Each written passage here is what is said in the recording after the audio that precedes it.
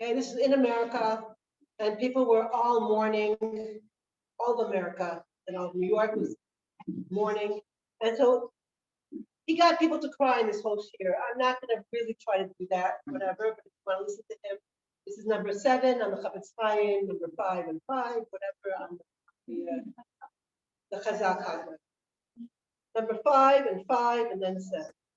And basically, he started with that, really, if people would know, Rabbi Waxman, the Prime Waxman, if people would know what this year was going to have, then even, right? The year before the corona, people knew what that year was going to be. There would have been davening.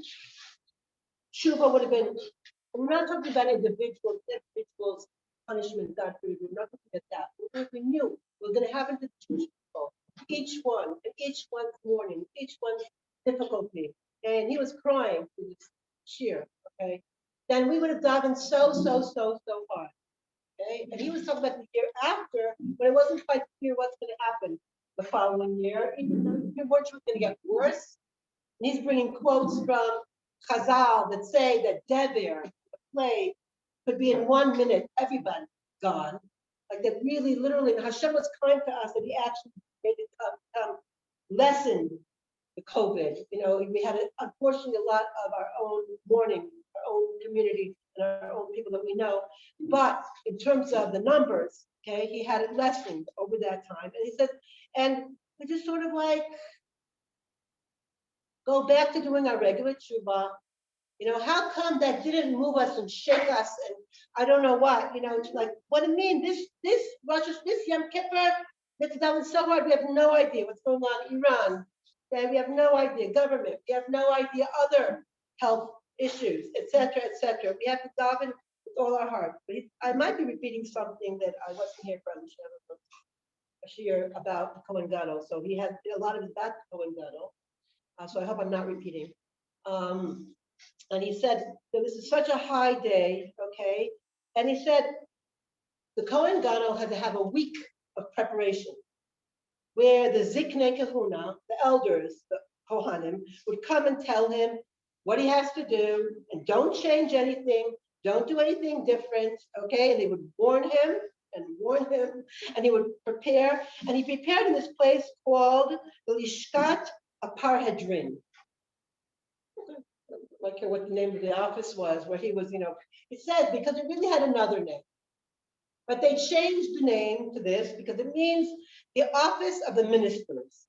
Meaning the ministers were constantly changing, sort of like our government. The ministers were constantly changing, but they weren't supposed to be constantly changing. The Kohen Gadol was supposed to be Kohen Gadol for many, many years. Okay? So it says that we know that for the first Beis HaMikdash, it's called Yiras Hashem Tosif Yamim, the awe of Hashem adds years. They say that is the first Beis HaMikdash.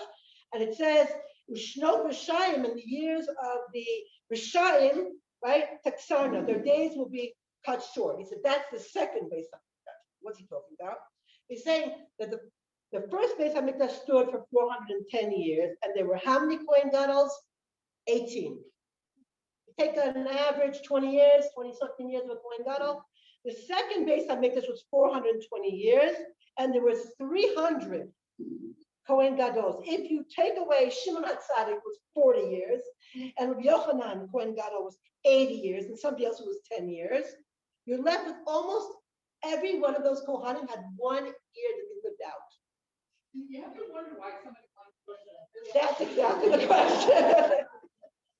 The only people that could go into that basement were Kohanim, right?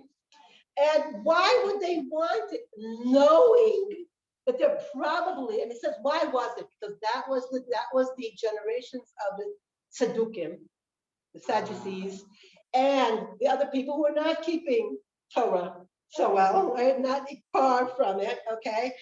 And they still wanted to be Kohen Gadol, and they paid the kings, which is the Hashmonean dynasty, they paid the kings so that they could get this honor, which was a one-time honor, and they were gone at the end of that year. Most of these people, the 300, okay? So no, 297, right? And so what, are they crazy? Were they crazy? What? And I'm thinking about, yeah. Of course not. Of course not. How? But how? How could they, if they knew that they had, what? Not really. That he's gonna, I won't do it according to what Rabbi Waxman said. They did believe in Hashem. They didn't believe in Torah Sheba'al Peh. That's something else. Some of them, and others believed, but I don't know, what did they do? So how could they have gone in? And he says a big wonder, and he says something. He says, and we'll get to that soon. He says it's not any different than what we have gone through. We've gone through all this tough, difficult stuff going on, and we still think nothing's going to happen to me. We're in the same boat, just a different level. Okay, we're not thinking Kohen Gadol. We don't think we're like tzaddikim, but we go through things like, okay, I'll pray, I'll daven, it'll be okay, whatever. We're still not in that mode of, wait a minute, I got to take this really, really seriously. We're going to get there soon, whatever. He says that what we learn from them is what's true for us as well. He says, what is another question here? He has 3 questions here based on this thing of the Kohen Gadol. He said, first of all, it says, number 1, here, okay.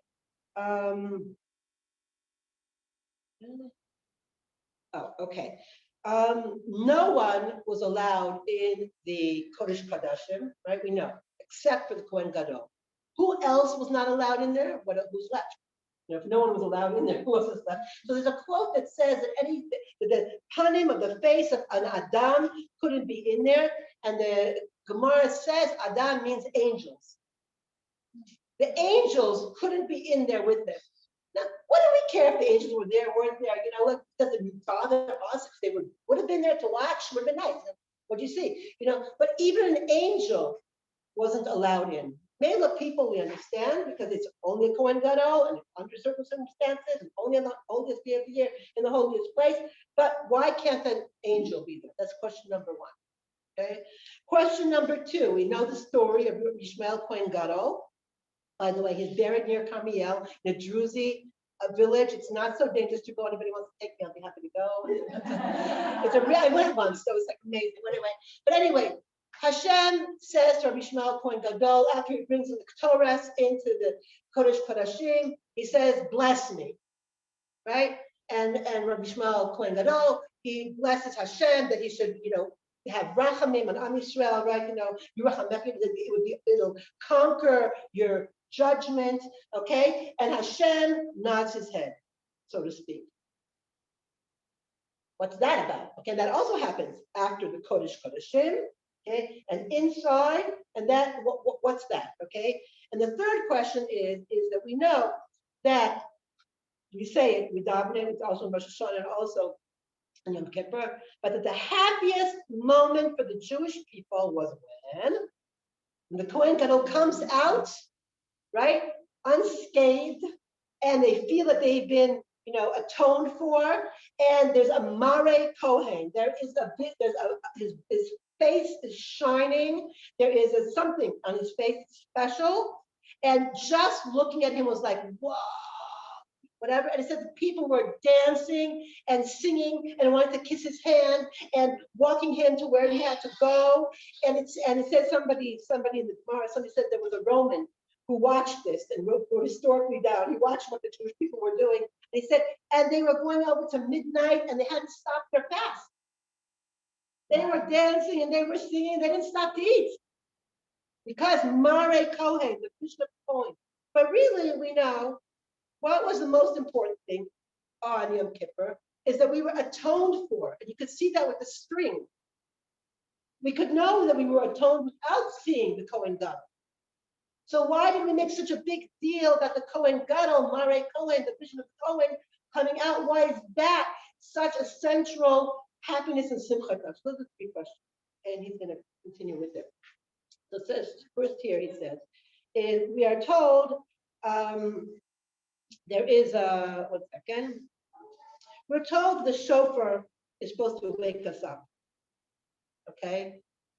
So wait a minute. And he says this. He said, after so many people have died and so many tragedies, and that hasn't woken us up, how in the world is a 2, 2, 2, 2, 2? Could be more, we know it's chazak, but it's not more chazak than the ambulances that went right and left, and the this and the that, and had to sit in the hospital. And it's not more than that. So how is the shofar supposed to wake us up? It says, shofar, it says, it's supposed to wake you up from from your slumber, your sleep and your slumber, but it doesn't say from tardim, but it doesn't say man, just from sleep and slumber wake up. It says your sleep and your slumber.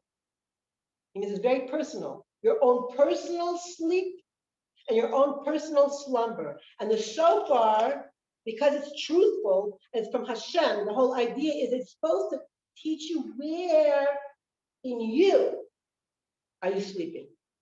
Not just wake up and do tshuva, because we're all willing to do tshuva. We want to do tshuva.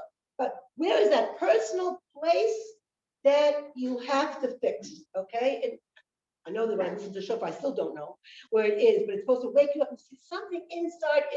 I want to do tshuva at that one point, that point that we're talking about. I want to do tshuva over there. Okay. So I'm going back a little bit to the story that they have in the Gemara. So it says, where is the first time that we hear, he says, wherever you see, right, the Rav Tzadok says, wherever you see the word for the first time in the Tanakh, it's its essence of that concept. So where's the first time we have sleep, and you guys know? Adam Rishon was put to sleep, so Chava, right? So he was put to sleep. So what does that teach us about anything? He was put to sleep.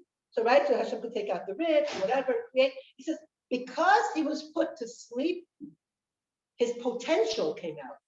Before he went to sleep, he thought he was it. Like this is it, right? This is it. This is what's going to be. What? That's right. Let's say his wife and future generations and the whole world came out.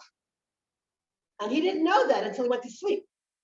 Meaning that while we think that sleep is something we just sleep, right? But really, when we wake up from that sleep, we become aware. He became aware of how much potential he had in himself that he had no idea he had after that slumber. Okay, so when it's saying wake up from your slumber, okay, wake up and see how much potential you have. Wake up and see how much you can be and what you can be and what you need to change. Okay, wake up from your own personal slumber. Okay, and he goes on. Okay, so it says there was a Duki, okay, in that time who was a Kohen, and he wanted to be Kohen Gadol. And the Tzedukis believed, but they didn't believe in Torah Shabbat in the Torah, the oral Torah, that you have to do the Torah. You have to prepare the Torah outside of the Kodesh Kodeshim, because that's what it was written. But the oral law, and the rabbi said, no, it has to be done inside the Kodesh Kodeshim. So this Tzduki did Tshuva, and he cried, and he davened, and he did everything. Then all of a sudden his father said to him, wait a minute, aren't you afraid of the Prussian? That was the other tzaddikim, that if you go in there when you're at Tzaddik, that they will do something to you. He says, no, because my whole life I have waited, and the words he used I forgot exactly. It's sa'arti, I'm thinking the different words. He's using the same words that Rabbi Akiva used, okay, when they were scratching his body, and the student said, what, Rabbi Akiva, this is the reward for Torah? This is what you, and he said, I have waited my whole life to die al Kiddush Hashem. I have waited. So this Tzeduki, the Havdil, is saying the same thing. I have waited my whole life to be this Kohen Gadol and get this opportunity to go into Kodesh Kodeshim, okay? And I'm not going to take it? Well, it means he had amazing Mesirus Nefesh. But